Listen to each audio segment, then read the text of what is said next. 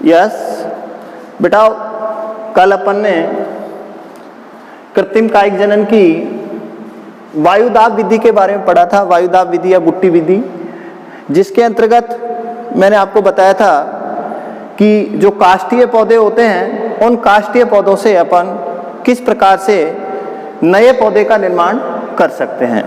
और आज अपन कृत्रिम कायिक जनन की जो थर्ड विधि है उस थर्ड विधि के बारे में बात करेंगे। और थर्ड विधि है उसका नाम है बेटा रोपण। कौन सी विधि है? रोपण।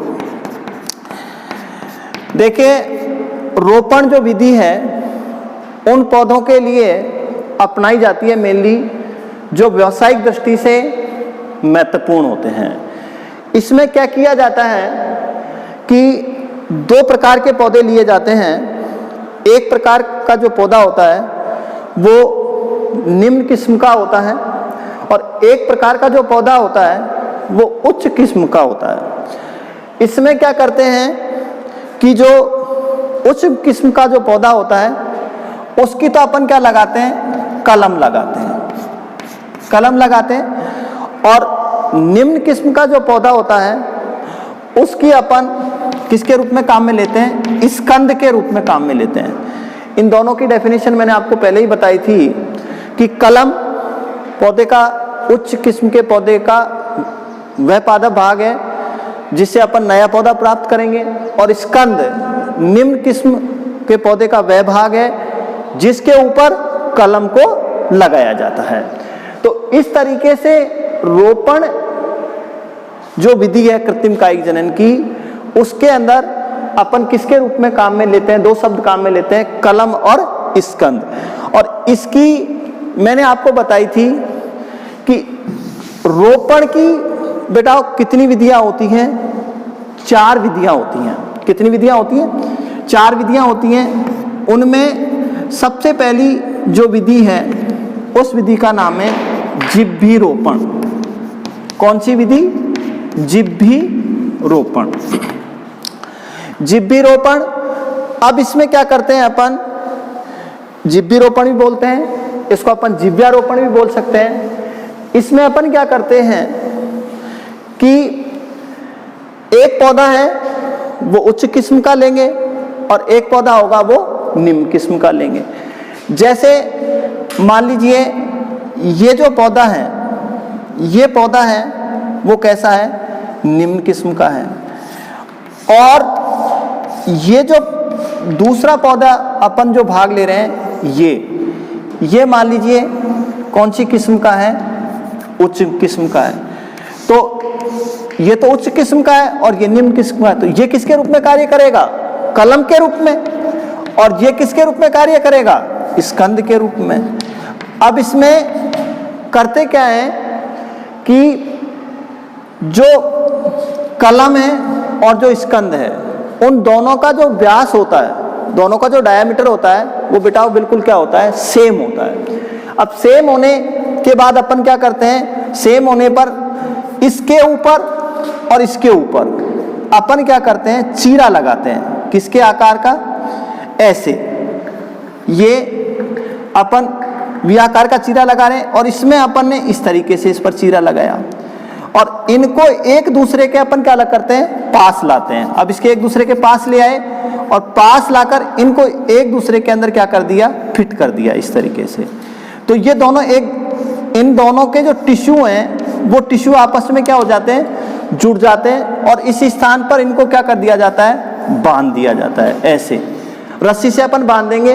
दोनों के जो टिश्यू होते हैं, दोनों के जो ऊतक होते हैं, वो दोनों के दोनों क्या हो जाते हैं? जुड़ जाते हैं। और कुछ समय के लिए अपन इनको क्या कर देते हैं? रख देते हैं, लगा रहने देते हैं। तो अपन देखते हैं कि इनके टिश्यू जुड़ जाते हैं और जुड़ने के बाद में इनमें अपस्थानिक कलिकाएं विकसित हो जाती हैं जिनके अंदर दोनों पौधों के जो गुण होते हैं वो पाए जाते हैं।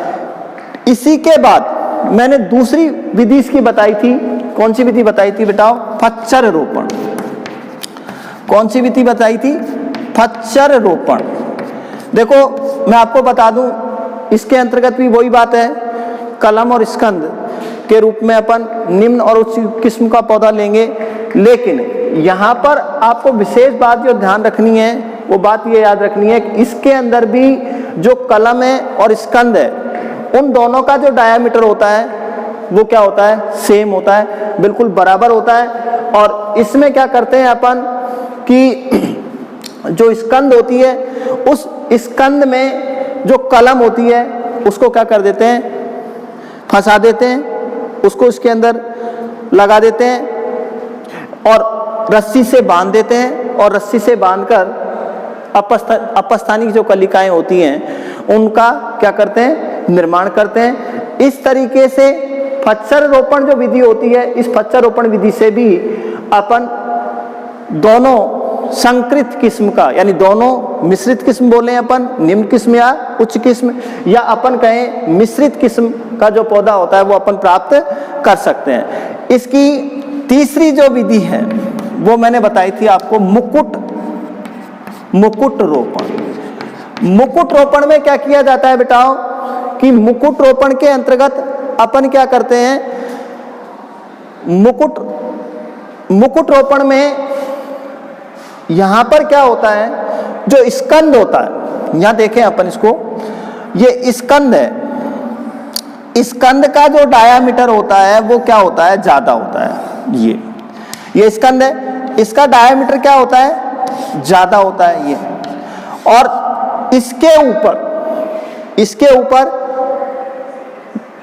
उच्च किस्म के पौधे की जो कलम होती हैं, कई कलम होती हैं, जैसे एक कलम यहां पर लगा दी, एक कलम यहां पर फंसा दी, इसमें एक कलम, यानी कई जो कलम होती हैं वो कई कलम इसके ऊपर क्या कर दी जाती हैं, लगा दी जाती हैं। एक जब ये टिश्यू इससे जुड़ जाते हैं तो जुड़ने के बाद में इससे भी नए पौधे का क्या हो जाता है, निर्माण हो जाता है, क्योंकि जो स्कंद है और कलम है उनके जो टिश्यू होते हैं वो आपस में एक दूसरे के संपर्क में आ जाते हैं, वो आपस में जॉइंट हो जाते हैं, जुड़ने से संकृत किस्म का जो पौधा होता है वो हमें प्राप्त हो जाता है।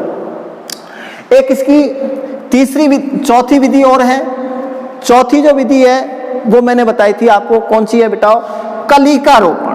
कौन सी विधि है, कलिका रोपण। कलिका रोपण में क्या होता है कि कोई जरूरी नहीं है कि कलम और स्कंद दोनों का व्यास कैसा हो, सेम हो, बराबर हो, कोई जरूरी नहीं है। इसमें भी जो स्कंद होता है उस स्कंद का जो डायामीटर होता है वो क्या होता है, कलम की तुलना में ज्यादा होता है। लेकिन यहां पर अपन क्या करते हैं कि जैसे मान लो ये स्कंद है, क्या है, ये स्कंद है, ये स्कंद है, और इस स्कंद में अपन क्या करेंगे बेटाओ, एक टी आकार का चीरा लगाएंगे। कौन सी शेप का चीरा लगा रहे हो आप, ये टी शेप्ड चीरा लगा दिया, ये टी शेप्ड चीरा लगा दिया। और इसमें अपन क्या करेंगे, टी शेप्ड चीरा लगा दिया। टी शेप्ड चीरा लगाने के बाद में अपन जो उच्च किस्म का जो पौधा है उसमें से टी आकार की जो कलम होती है उसको काटेंगे और टी आकार की कलम को इसके ऊपर क्या कर देंगे, प्रत्यारोपित कर देंगे, यानी इसके ऊपर लगा देंगे। यहां पर अपन ने क्या लगा दी है, कलिका लगा दी। और इस कलिका को आप क्या करोगे, रस्सी की सहायता से, इस तरीके से रस्सी की सहायता से अपन इसको क्या कर देंगे, बांध देंगे। और बांधने के बाद में कुछ समय तक अपन इसको यहीं छोड़ देंगे इसी तरीके से। तो अपन देखेंगे कि एक निश्चित समय के पश्चात में इसमें से भी अपस्थानिक कलिकाएं निकलना प्रारंभ हो जाएगा और नए पौधे का निर्माण हो जाएगा।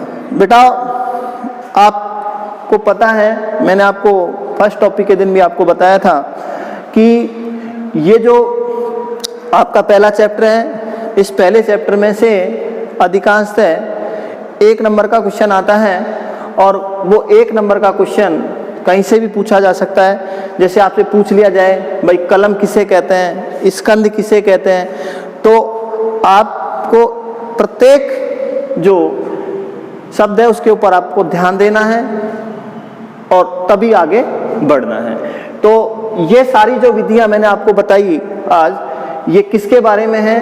कृत्रिम कायिक जनन के बारे में है। कृत्रिम कायिक जनन की कौन सी विधि बताई आपको डिटेल में? रोपण की 4 विधियां बताई मैंने, जिब्बी रोपण, फच्चर रोपण, मुकुट रोपण और कलिका रोपण।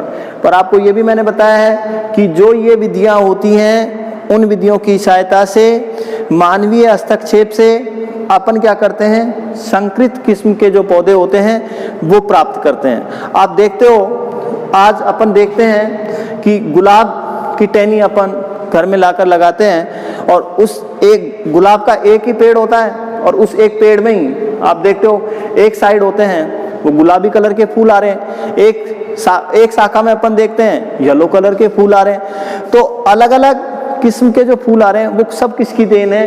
इसी कौन सी विधि की देन है? कृत्रिम कायिक जनन की रोपण की विधि की देन है। इसके बाद अपन बात करेंगे कृत्रिम कायिक जनन का महत्व। क्या बात करेंगे? कृत्रिम कायिक जनन का महत्व, जो कि मैं आपको इससे अगले वीडियो में बताऊंगा। Thank you.